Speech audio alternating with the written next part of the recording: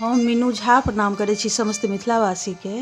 आइ हम एकटा छठि के गीत गाबऽ जा रहल छी और छठि महापर्व के बहुत बहुत शुभकामना समस्त मिथिलावासी के संग दऽ रहल यऽ श्रीमती ललिता झा। धन्यवाद। जय मिथिला, जय मैथिली। मिथिला के ऊँचे रे पोखरिया, पोखर जल सो भरे, पोखर जल सो भरे, ताहे में नहाए बराए तेना, भेले जल में खरे, भेले जल में खरे, नहाए सोनाए बराए तेना,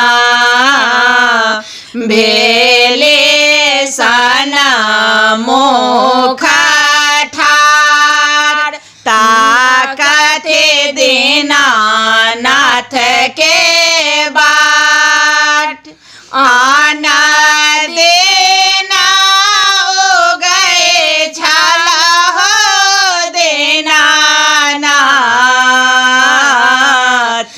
आहे भोर भेना सर, आहे भोर भेना सर, आज के देना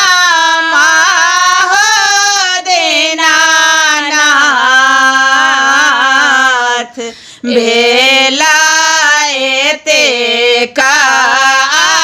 बेर, भेलाएते का बेर, बाट हे में भेटे गेल गे बराए तेना, एक बाझे न गोहार,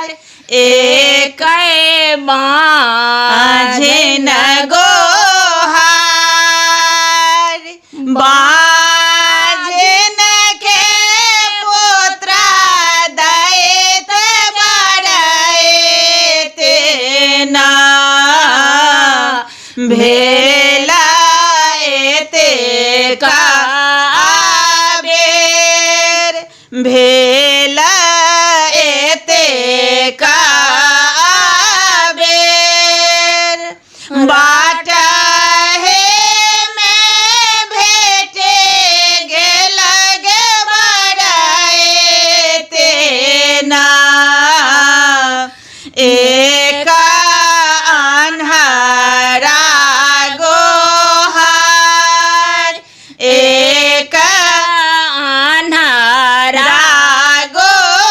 गोहार, अन्हरा के नैना दैत बराए तेना, भेलाएते का बेर,